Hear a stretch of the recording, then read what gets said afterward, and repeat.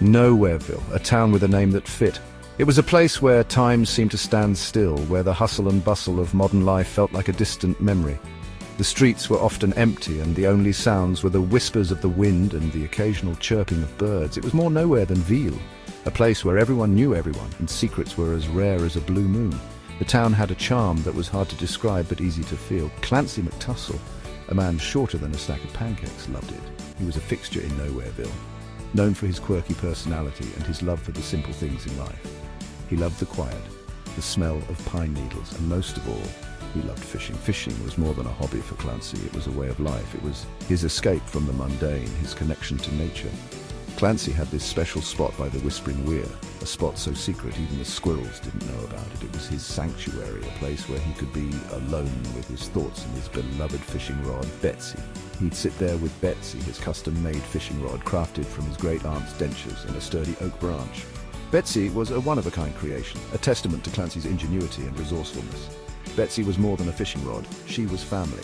She had been with Clancy through thick and thin, through good days and bad. She was his trusted companion, his partner in countless fishing adventures. Betsy, where are you? Clancy's voice echoed through the trees, filled with a mix of panic and desperation. So you can imagine Clancy's distress when he arrived at his spot to find Betsy gone, vanished. It was as if a part of him had been ripped away. He searched frantically, his heart pounding in his chest. He checked under rocks, behind trees, even in his own pockets. Nothing. Betsy was nowhere to be found. He checked under rocks, behind trees, even in his own pockets. Nothing. The realization hit him like a ton of bricks. Betsy was gone, and he had no idea where to start looking. Then he saw it, a footprint, a huge footprint. It was unlike anything he had ever seen before, and it sent a shiver down his spine. A footprint that could only belong to one thing: Bigfoot. The legend of Bigfoot had been a part of Nowhereville folklore for generations, but Clancy had never believed it until now. Now, Clancy wasn't a stupid man. He knew about Bigfoot. Everyone in Nowhereville had a Bigfoot story, but usually Bigfoot kept to himself, munching on berries and scaring the occasional birdwatcher. Stealing a man's fishing rod, that was a new low, even for a smelly giant. This means war, Bigfoot. Clancy narrowed his eyes. He might be short, but he was feisty. He would find Bigfoot and he would get Betsy back. Clancy knew Bigfoot loved two things: fish and shiny objects. He figured he could use this to his advantage. He gathered all the spare fishing hooks, shiny buttons, and old spoons he could find. He was going to catch himself a Bigfoot. The next morning, Clancy was hard at work, setting his traps in the woods.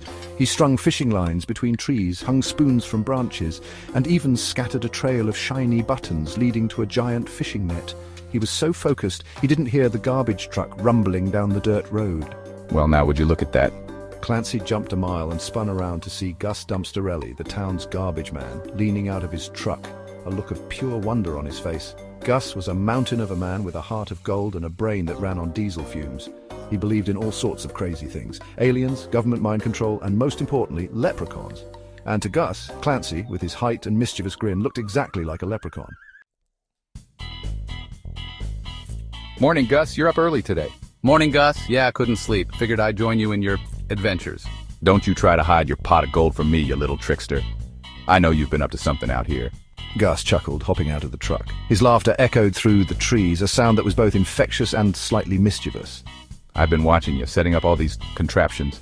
You can't fool me. I'm onto your leprechaun ways. What exactly are you trying to catch out here? Clancy sighed. Trying to explain himself to Gus was like teaching a raccoon to play the banjo. It was pointless and likely to end in disaster. Gus had a way of turning the simplest tasks into chaotic adventures. He decided to let Gus believe what he wanted. It wasn't like anyone ever took Gus seriously anyway. Besides, sometimes it was easier to just go along with Gus's wild theories than to argue. Little did Clancy know, Gus was about to make his Bigfoot hunt a whole lot more complicated. Gus's enthusiasm often led to unexpected and usually troublesome outcomes. As Clancy continued setting his traps, Gus followed close behind, convinced he was about to witness real-life leprechaun magic. He watched Clancy's every move with wide-eyed curiosity, ready to jump in with his own ideas. He kept helping by adding his own improvements to the traps, hanging old boots from trees, scattering broken glass for luck, he claimed, and even leaving out a trail of half-eaten donuts. Gus was certain these additions would attract all sorts of mystical creatures. Oh, Gus, what have you done? You've turned my traps into a circus. How do you expect to catch anything with all this nonsense? Clancy muttered under his breath. realizing this hunt was going to be far more chaotic than he had planned. He knew Gus meant well, but his improvements were more likely to scare away any potential catches than attract them. Despite the chaos, Clancy was determined to make the best of the situation. He adjusted his traps, trying to work around Gus's additions, and hoped for the best. After all, in the world of trapping shenanigans, anything could happen. For days, Clancy's traps caught nothing but squirrels, a very confused badger, and Gus's ever-growing excitement. Each morning, Clancy would check his traps with a mix of hope and frustration, only to find the same disappointing results. The forest seemed to mock him with its silence, and the elusive Bigfoot remained just that, elusive. Gus, on the other hand, found the whole situation increasingly amusing. He would often follow Clancy, making exaggerated gestures of anticipation, only to burst into laughter at the sight of another empty trap. Finally, I've had enough. This is ridiculous. How can one creature be so hard to catch? Clancy's voice echoed through the trees, his frustration palpable. He kicked at the dirt, sending a small cloud of dust into the air. Gus watched from a distance, his amusement slowly turning into concern. He had never seen Clancy this worked up before. He decided to use himself as bait. It was a risky move, but Clancy was desperate. He figured that if he couldn't outsmart Bigfoot with traps, maybe he could lure him in with a more direct approach. He spent the next few hours preparing, making sure he had everything he needed for his plan. Clancy gathered all the shiny bottle caps he could find and glued them to an old cooking pot. He worked meticulously, ensuring that each cap was securely attached and gleamed in the sunlight. The pot looked ridiculous, but Clancy hoped it would be enough to catch Bigfoot's attention. It wasn't gold, but it would have to do. Clancy stared at his creation, a mix of pride and doubt in his eyes. He knew it was a long shot, but it was the best idea he had. He just hoped Bigfoot would be as attracted to shiny objects as the legends claimed. He placed the pot in the middle of a clearing and hid behind a bush, waiting for Bigfoot to take the bait. The minutes ticked by slowly, each one feeling like an eternity. Clancy's heart pounded in his chest as he strained to hear any sign of movement. Bigfoot didn't disappoint.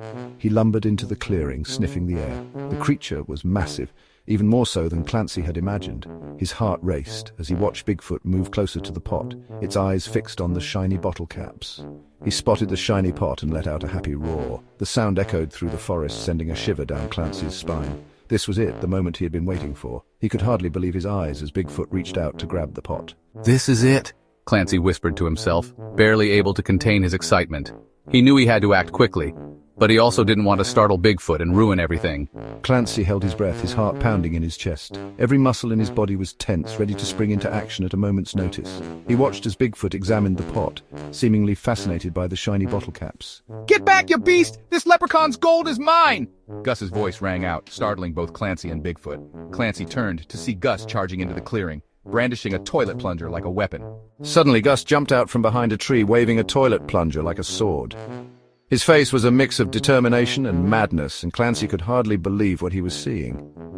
Gus had always been unpredictable, but this was a new level of crazy. Bigfoot, startled by the sudden appearance of a screaming, plunger-wielding garbage man, tripped over a root and landed with a thud, sending the pot of bottle caps flying through the air.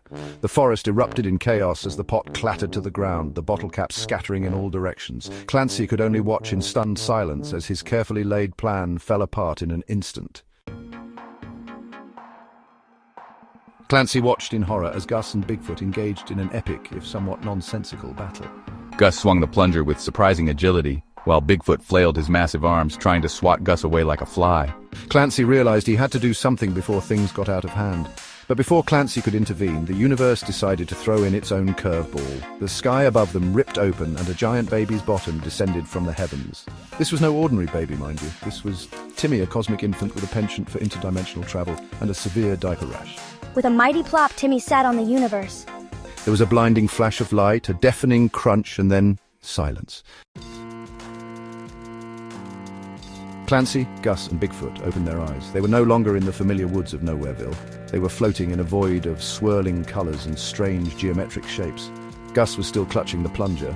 Bigfoot had a bewildered look on his face. And Clancy just sighed. This was turning out to be a very weird day. What in tarnation just happened? Gus exclaimed, his voice echoing strangely in the void. Bigfoot grunted in agreement, scratching his head with the tree branch. Looks like Timmy ate the universe and spit us out in a new one. And unless I'm mistaken, that's Betsy. Indeed, floating amongst the cosmic debris was Betsy, her dentures gleaming in the strange light. Clancy swam over and retrieved his beloved fishing rod. As he held Betsy, he couldn't help but feel a sense of relief. Sure, the universe had just been reformed by a giant baby's rear end, but some things never change. Well, boys, I don't know about you, but I could go for some fishing. Gus grinned, his eyes sparkling with adventure. Bigfoot, after a moment's hesitation, gave a hesitant nod. He wasn't sure what was going on, but he was along for the ride. And so, in this strange new universe, the most unlikely trio set off to find a good fishing spot. The story of Clancy McTussle, Gus Dumpsterelli, and the time Bigfoot stole Betsy became the stuff of legend in the new universe.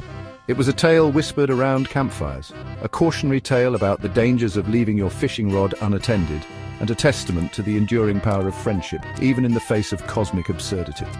As for Timmy, well, let's just say it's probably best not to leave any universes unattended around him. The end.